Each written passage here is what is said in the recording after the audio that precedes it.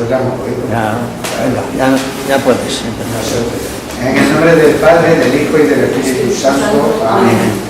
Jesús, tu verdadera y iluminado hombre, luz que llega a este mundo. Nosotros sabemos que tú has venido de Dios el Padre para ser nuestro Maestro y que enseñas los caminos de la verdad. Las palabras que oímos de ti son espíritu y son vida. Pero ¿quién es digno de abrir el libro rompiendo el sello? Tú solo, tú que diste tu vida por nosotros y nos compraste para guiarnos tu sangre. Danos a conocer los misterios del reino de Dios y las inagotables riquezas del corazón. Descúbrenos los tesoros de la sabiduría y de la ciencia de Dios que en ti se oculta. Haz que tu palabra penetre en nuestras almas, guíe con luz nuestros pasos, ilumine nuestra senda hasta que amanezca el día y se disipen las tinieblas. Tú que vives y reinas por los siglos de los siglos. Amén. No me he puesto. Yo creo que sentado ahora no.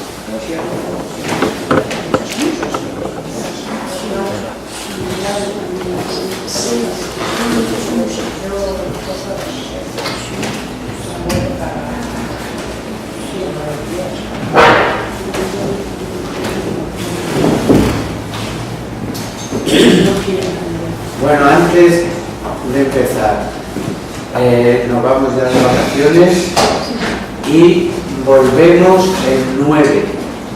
Si alguien se ha fijado ahí en el letrero, teníamos el 2, pero el 2 que es el lunes siguiente a la Semana Santa, seguimos de vacaciones hasta el día 9 de abril. Próximo 9, entonces, reanudamos el curso. Yo no sé si podré venir por pandemia. Bueno, vimos el último día, como estábamos en Semana Santa, la pasión de Jesús, pero vimos la pasión de Jesús no siguiendo el Evangelio de Juan, sino en esa charla especial que tenemos preparada sobre la pasión, pues viendo algunos salmos, algunas profecías, apoyándonos en la investigación de esos doctores y tal, ¿no? Hoy vamos a ver algunas peculiaridades del Evangelio de Juan en la pasión de Jesús. Hay ciertos episodios que solo Juan nos narra sobre la pasión de Cristo y con alguna intención y sobre todo con algún sentido simbolista, como es tan simbolista el Evangelio de Juan.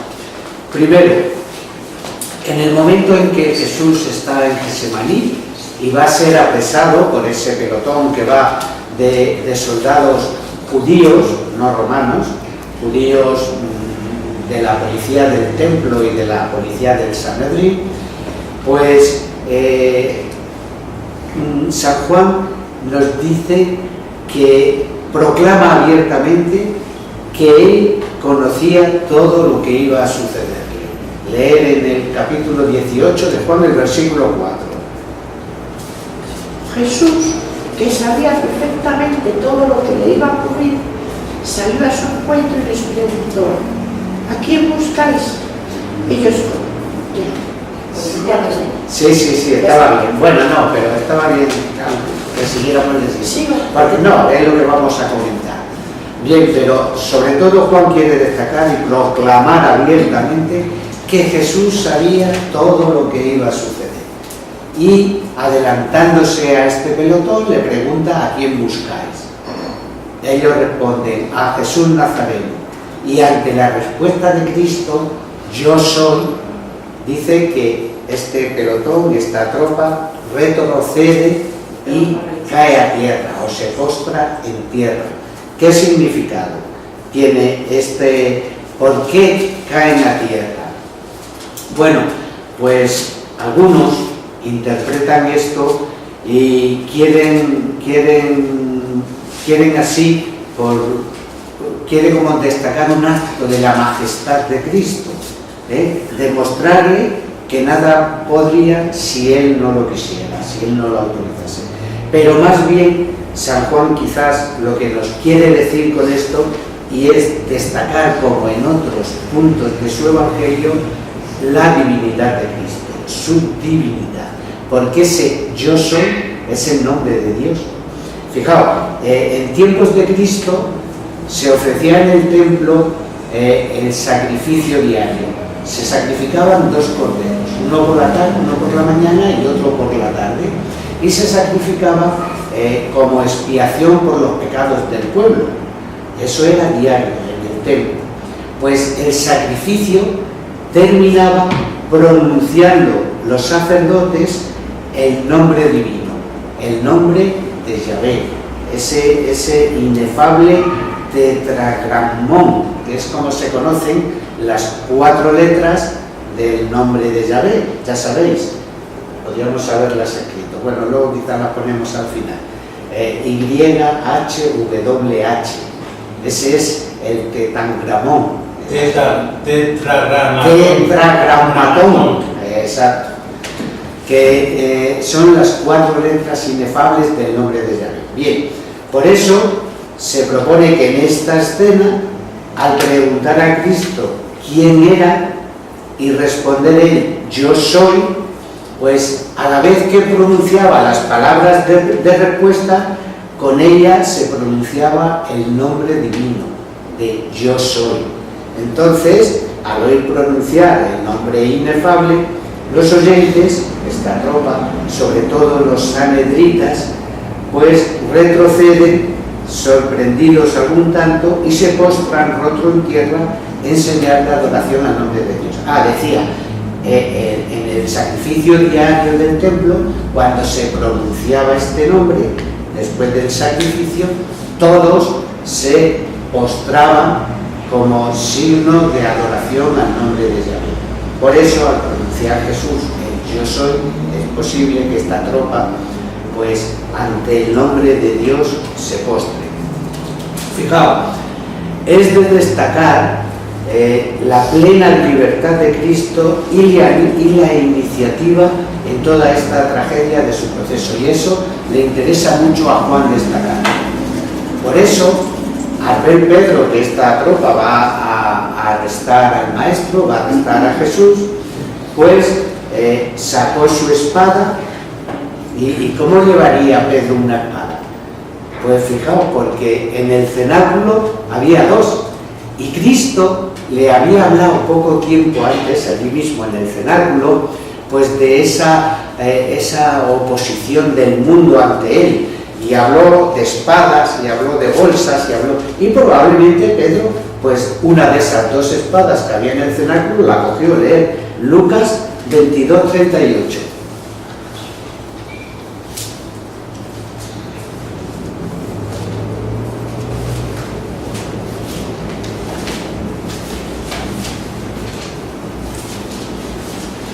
Ellos le dijeron, Señor, aquí hay 2 espadas. Jesús dijo, es suficiente. Basta ya. Jesús cortó, pero dicen, aquí hay 2 espadas. Es posible que Pedro, pues, cogió una de estas espadas y con ella, pues, atacó al siervo del sumo pontífice. Probablemente sería el jefe de aquella tropa, de aquel grupo que fue a prender a Jesús, y dice el texto que le cortó o le dio un tajo en la oreja derecha, y que aquel siervo se llamaba Malco. Bien, ante esta, podríamos decir, legítima defensa, pues Cristo, que tenía, como hemos dicho, y eso lo quería destacar Juan, la iniciativa de aquella hora, pues prohibió allí el uso de su defensa. Y aunque Juan no recoge la frase sapiencial de que al que hierro mata, guarda esa espada, porque el que hierro mata, hierro muere, y lo recoge los otros, él sí quiere destacar una frase evidentemente alusiva a Getsemaní. El cáliz que me ha dado mi Padre no lo he de beber. Bien, estas, veis, es por lo tanto una de las características del Evangelio de Juan, de las muchas que vamos a ir viendo, como esta tropa que va a detenerle ante el nombre de Dios, el nombre de Yahvé, el nombre yo soy, pues se postran y retroceden y caen a tierra, para evocar la divinidad de Cristo. Otra curiosidad, podríamos decir, que si no se explica puede no entenderse. Es Cristo ante Caifás. Sabéis que a Cristo de Getsemaní lo llevan, cuando ya lo cogen preso, lo llevan primero a casa de Anás lo llevan a casa de Caifás. Y ante Caifás tienen una especie de juicio nocturno, luego ya veremos que tiene otro por la mañana. Pero dice en el capítulo 18, leo yo para los versículos del 19 al 24. El pontífice preguntó a Jesús sobre sus discípulos y sobre su doctrina. Respondióle Jesús: yo públicamente he hablado al mundo, siempre enseñé en la sinagoga y en el templo, a donde concurren todos los judíos. Nada hablé en secreto. ¿Qué me preguntas? Pregunta a los que me han oído qué es lo que yo les he hablado. Ellos deben saber lo que les he dicho. Habiendo dicho esto Jesús, uno de los ministros que estaba a su lado le dio una bofetada diciendo: ¿así respondes al pontífice? Jesús le contestó: si hablé mal, muéstrame en qué, y si bien, ¿por qué me pegas? Y aquí está la dificultad. Anás le envió atado a Caifás el pontífice.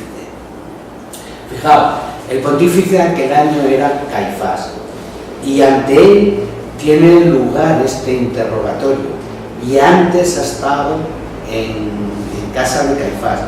La dificultad está en que en el versículo 24 nos diga: Anás le envió atado a Caifás el pontífice aquel año.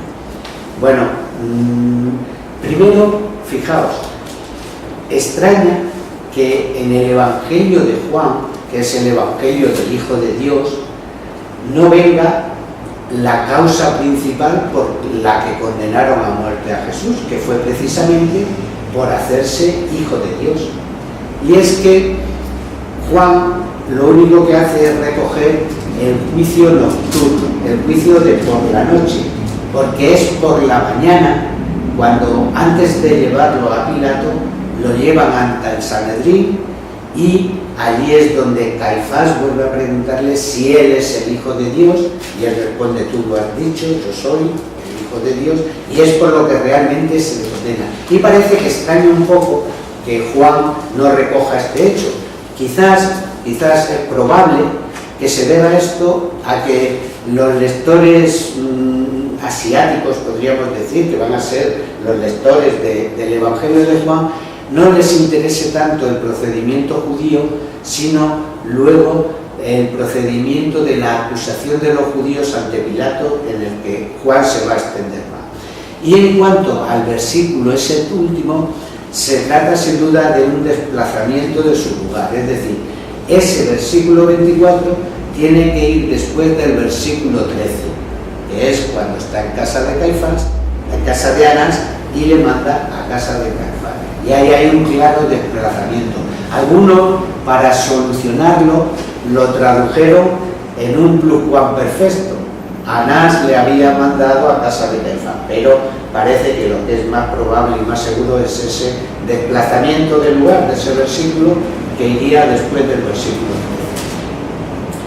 13. Otra característica del mirar las citas por las que vemos que Jesús tuvo dos procesos ante los judíos. Leer Lucas 22:66.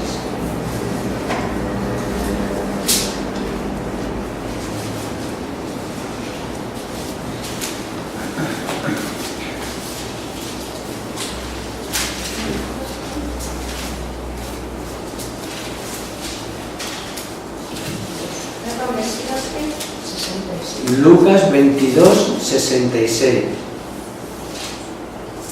Cuando se hizo de día, los ancianos del pueblo, los jefes de los sacerdotes y los maestros de la ley se reunieron, lo llevaron al Sanedrín y dijeron: si tú eres el Mesías... ¿Veis? Por la mañana, muy temprano, se reunió el Sanedrín, y ante el Sanedrín tiene otro proceso Jesús. Le preguntan si tú eres el Hijo de Dios, él dice sí. Y de aquí inmediatamente lo llevan a Pilatos. El Sanedrín estaba, donde se reunía el Sanedrín estaba en el templo, y donde tenía la residencia Pilato estaba justo al lado del templo, es decir, del Sanedrín a casa de Pilato era inmediato. Por eso, como Mateo y Marcos sintetizan los dos juicios en uno, si leemos Mateo y Marcos vemos que después de preguntarle por su doctrina le preguntan si es hijo de Dios y lo sintetizan todo en el proceso nocturno, podríamos decir. Pero vemos que incluso Mateo también dice que se reúnen por la mañana y Marcos también dice que se reúnen por la mañana, aunque nada más. Mirad, leed si queréis para verlo. Mateo 27:1.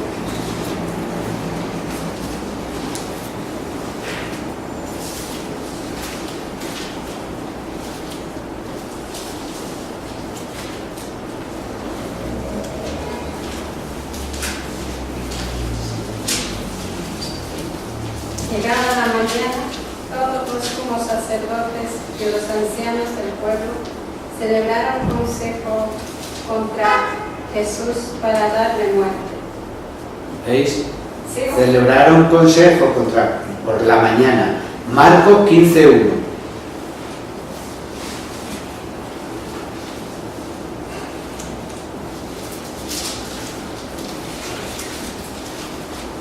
Muy de madrugada se reunieron a deliberar los jefes de los sacerdotes, junto con los ancianos, los maestros de la ley y todo el consejo de ancianos. Luego llevaron a Jesús atado. Luego llevaron a Jesús ante Pilato. Es decir, que los tres, tanto Juan como Lucas, Mateo y Marcos, también nos hablan de ese proceso de Jesús ante los judíos por la mañana. Juan nos habla solo del nocturno y por eso quizás omite lo que en el proceso de por la mañana, que es realmente, decía, la condena de Cristo por hacerse hijo de Dios. Juan, de los 4 evangelistas, es el que dedica mayor extensión a situar con toda solemnidad el momento y trascendental de la condena de Cristo por Pilato. Fijaos, decía, primero, precisa que la condena fue el día de la Perascebe, es decir, el día de la preparación de la Pascua o la víspera de la Pascua, por lo tanto, el 14 de Nisan. Y quiere destacar que va a ser inmolado como el verdadero Cordero Pascual. Habla de, además de que era la víspera de la Pascua, era la hora sexta, es decir, sobre el mediodía. Y esto pues tiene un sentido simbolista. Primero, la víspera de la Pascua, la Perascebe, según la legislación rabínica, según la legislación judía, pues era sobre el mediodía cuando había de hacerse desaparecer de la casa el pan fermentado y se sustituía por el pan de los ácimos. Luego, ¿acaso es lo que Juan quiera decir? Que es la preparación, la Perascebe del verdadero Cordero Pascual. Además, la hora sexta era la hora en que los sacerdotes, el día de la preparación de la Pascua, comenzaban a sacrificar los corderos pascuales. Por eso quizás es Juan lo que quiera destacar esa preparación de presentar a Cristo como el verdadero Cordero Pascual, ¿no? Fijaos, hacemos un breve paréntesis recordando algo que dijimos en la charla de la Pasión. Recordáis que cuando Jesús tuvo las tentaciones en el desierto, dijimos, y dice el texto, que Satanás, que había sido vencido en las tentaciones, se retiró hasta una mejor ocasión.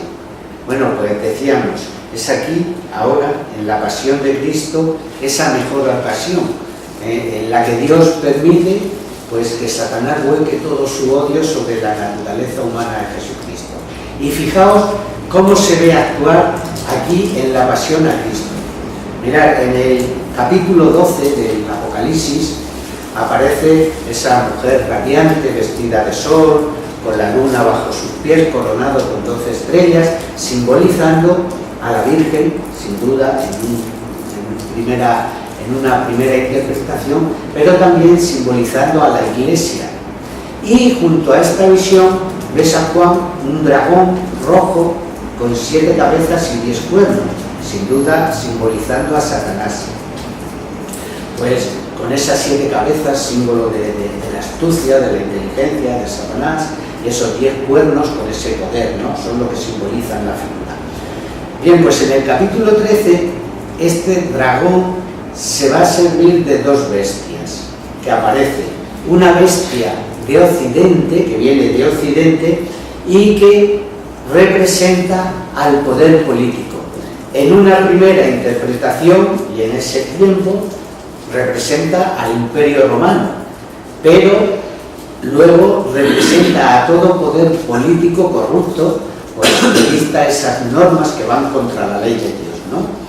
Y una segunda bestia que representa al sacerdocio pagano o poder religioso.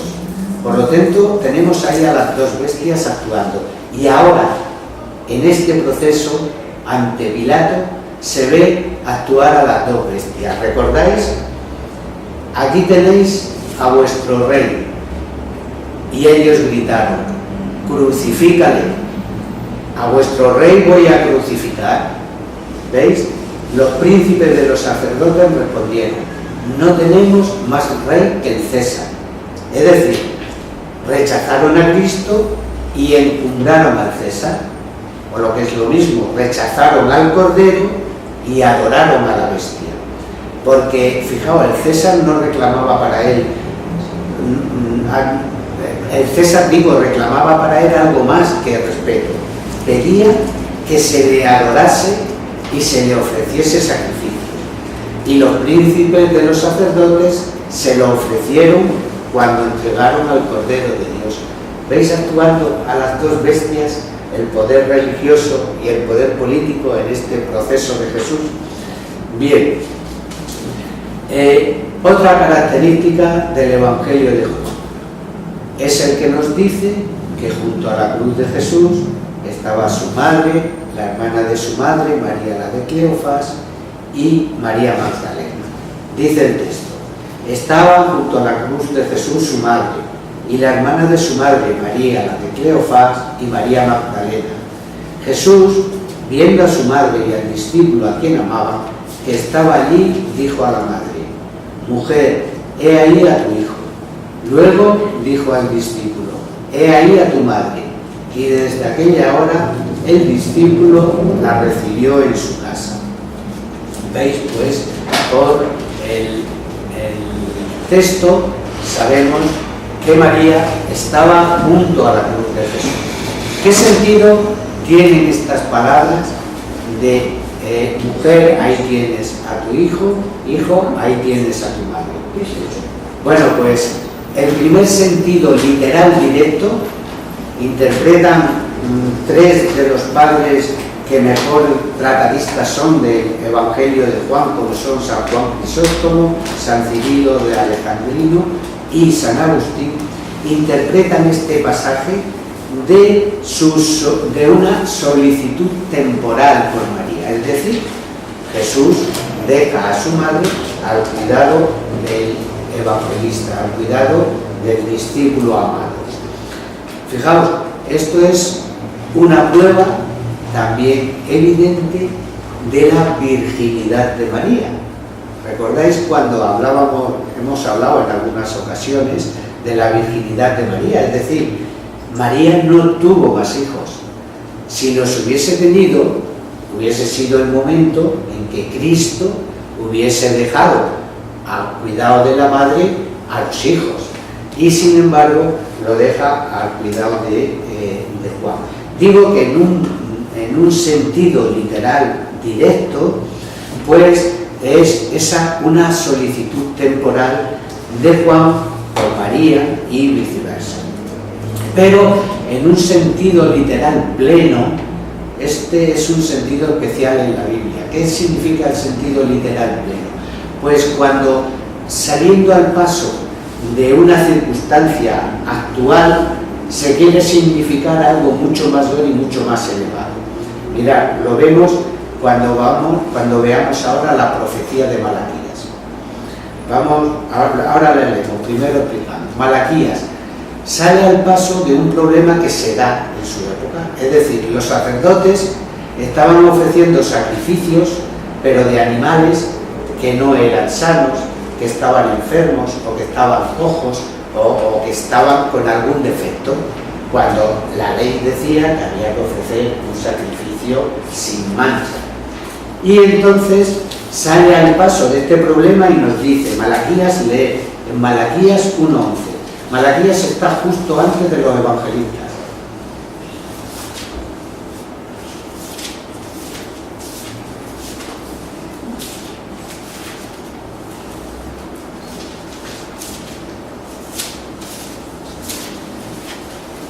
No. 1:11. ¿Qué número? 1, Malaquías 1:11. Pues no tengo Malaquías, sí.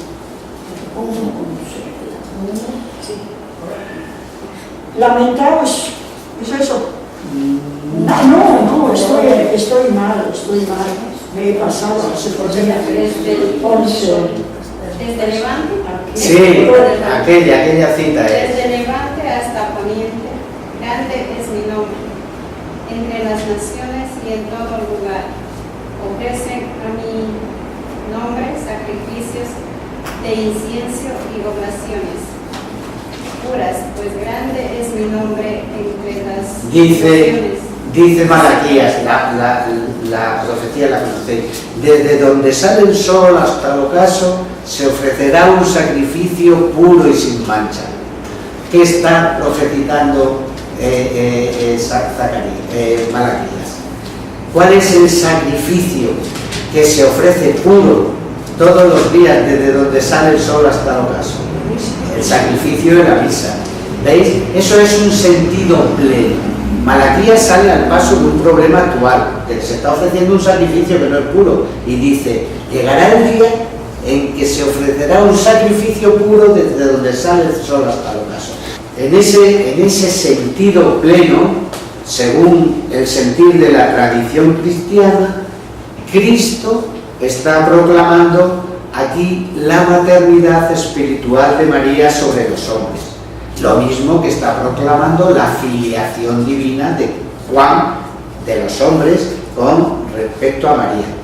Pero fijaos, es más, los que admiten que el evangelista, como escribe ya tan tarde y sabe que la intención claramente es este intento de Cristo de dejarnos a su madre como la madre de todos, como la madre espiritual, dice que esto hay que entenderlo hasta en el sentido literal directo.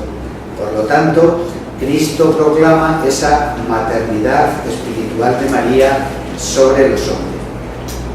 Otra cuestión que nos habla Juan en su Evangelio, es el único que nos habla de la sed de Cristo. Dice el texto, lo leo para. Después de esto, sabiendo Jesús que todo estaba ya consumado, para que se cumpliera la escritura, dijo, tengo sed. Había ahí un botijo lleno de vinagre. Fijaron en un venablo una esponja empapada en vinagre y se lo acercaron a la boca. Cuando hubo gustado el vinagre, dijo Jesús, todo está acabado. E inclinando la cabeza, entregó el espíritu. Los judíos, como era el día de la Pegastele, para que no quedasen los cuerpos en la cruz el día del sábado, por ser día grande aquel sábado, rogaron a Pilato que le rompiesen las piernas y los quitasen. Jesús, como le vieron ya muerto, no le rompieron las piernas, sino que uno de los soldados le atravesó con su lanza el costado, y al instante salió sangre y agua. El que lo vio da testimonio, y su testimonio es verdadero. Él sabe que dice verdad para que vosotros creáis, porque esto sucedió para que se cumpliese la escritura. No romperéis ni uno de sus huesos. Y otra escritura dice también, mirarán al que traspasaron. Fijaos, Juan, que omite el grito de abandono de Jesús en la cruz, quizás quiera destacar la grandiosidad de Cristo en su muerte, pues nos relata esta sed de Cristo. Fijaos, el sentir cristiano ha visto en esta ardiente sed de Cristo más que una sed fisiológica, otro tipo de sed. Esa muestra ardiente, ese deseo ardiente de Cristo, esa sed salvadora de Cristo.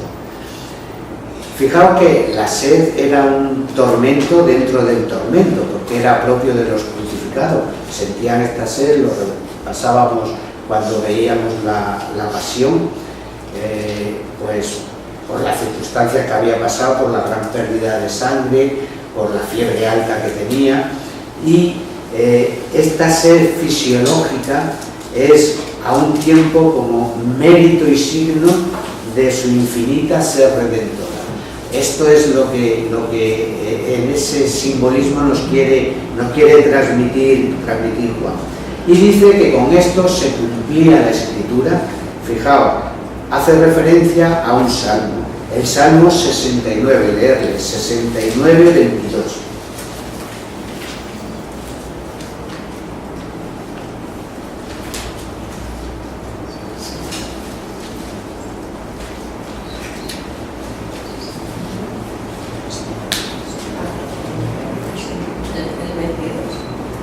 El 69, 22. Me han echado veneno en la comida, han apagado mi sed con vinagre. Han apagado mi sed con vinagre. ¿Veis? Esta es la escritura que se cumple. Bueno, Cristo, dice Juan, murió en la Perasteve, la víspera de la Pascua, el 14 de Nisan. Y como el día siguiente era día grande, era la Pascua, pues según la ley judía los cuerpos no podían quedar en la cruz. Entonces los judíos le pidieron a Pilato que aplicara otro suplicio más, que era el crurifragium, que era romperle las piernas con una maza, o de madera o de hierro. Rompían las piernas de los crucificados, con lo que la muerte era casi instantánea. Recordáis que decíamos que para poder expulsar el aire tenían que apoyarse en los clavos de los pies. Luego, cuando les rompen las piernas, no tienen dónde apoyarse y morían asfixiados. Pero cuando llegan a Jesús, como ya estaba muerto, uno de los soldados, probablemente el centurión responsable de la custodia, para asegurarse bien y no tener luego posibles responsabilidades, le dio el golpe de gracia con una lanza y con ella le atravesó el costado, con toda la intención de llegar al corazón, y sin duda al corazón llegó. Y dice el evangelista, al instante salió sangre y agua. Pues efectivamente, primero sale la sangre, o sea, ese plasma donde predominan los hematíes, y luego un líquido sedoso, que era el líquido pleural, que se había acumulado en gran cantidad precisamente por la agonía de Cristo. Los padres han interpretado místicamente este agua y esta sangre como símbolo del Espíritu que se recibe en el bautismo. Y la sangre no solo testifica el sacrificio de Cristo, sino que en ella se ha visto también una alusión a la Eucaristía. Jesucristo, nos dice Juan en su primera carta, es el que viene por el agua y por la sangre. Leed, primera de Juan 5, 6, 8.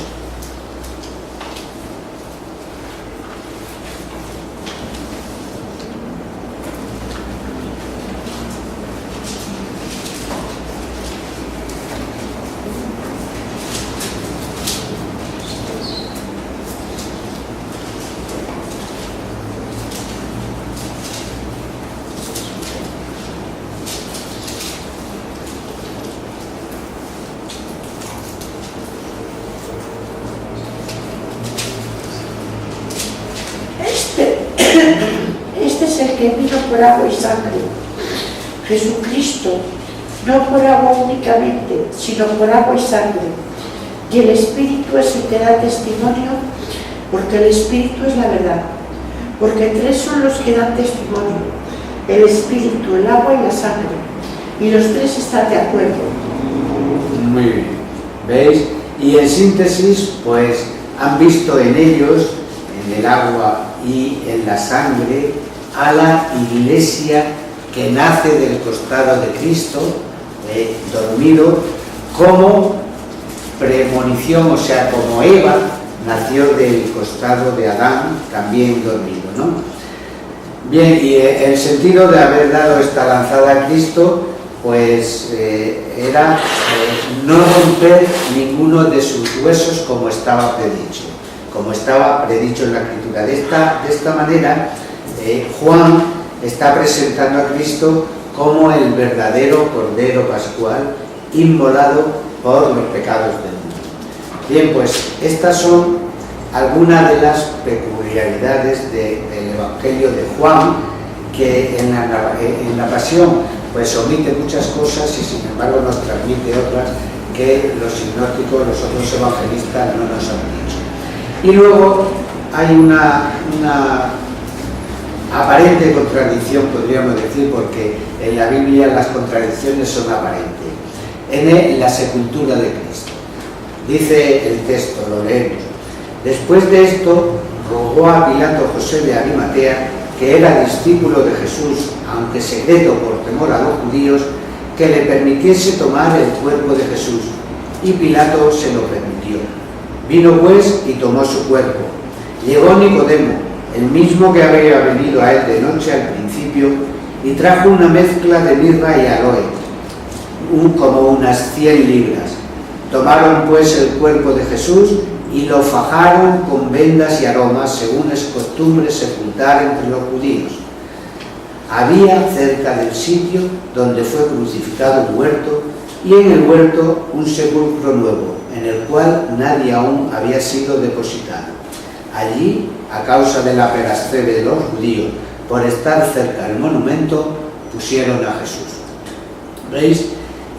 Jesús de Arimatea, que era un sanedrita, formaba parte del Sanedrín, pues tuvo el coraje, a pesar de que dice que era discípulo oculto de Jesús por miedo a los judíos, de pedir el cuerpo de Jesús a Pilato.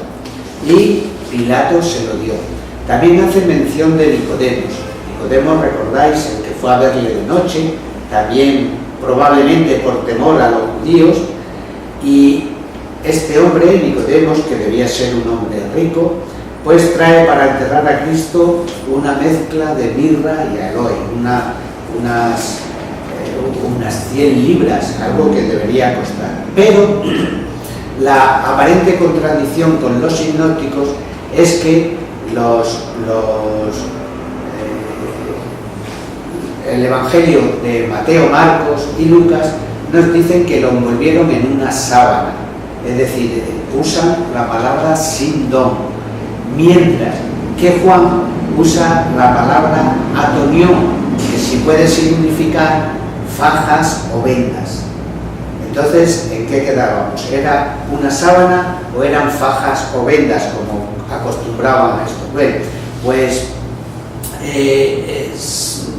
apareció un papiro en el año 320 algo después de Cristo, de un tal Teófanes, es un administrativo romano, que en un viaje hace referencias a todos sus gastos, todo lo va anotando y hace bagaje de lo que lleva.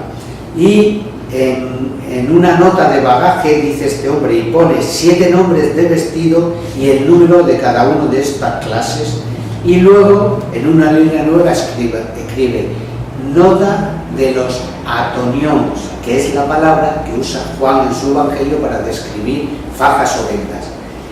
Y entre estas prendas comprende esta sección 4 sindonías, 4 sábanas. Por lo tanto, queda resuelto el problema. Es decir, se deduce que el término usado por Juan, atonión, es un término genérico que significa lienzo, del cual una especialidad o un componente del lienzo es la sábana, con lo que no hay contradicción entre los sinópticos y Juan. Mientras Juan se limita a decir que el cuerpo muerto de Cristo fue amortajado con un lienzo, sin precisar más, los sinópticos precisan que ese lienzo era una sábana. Luego, el usar palabras distintas, en realidad están usando pues el mismo término para indicar que fue una sábana nueva. Cristo fue sepultado en el sepulcro de José de Arimatea. Estaba primero cerca del Calvario y facilitaba pues las prisas, las urgencias que había, porque estaba próxima la fiesta de la Pascua. Juan destaca también una nota, podríamos decir, apologética de este sepulcro. Estaba tallado en la roca, era un sepulcro nuevo en el que nadie había sido puesto. No podía pues ser robado ni haber confusión con otros cadáveres. De allí solo podía salir Cristo y resucitar. Pues aquí nos quedamos con estas peculiaridades un poco del Evangelio de Juan, para si alguna vez leemos y vemos algunas aparentes contradicciones, pues ver que no son tales, sino que en realidad a veces con palabras distintas nos está expresando la misma idea. Bueno, pues empezamos.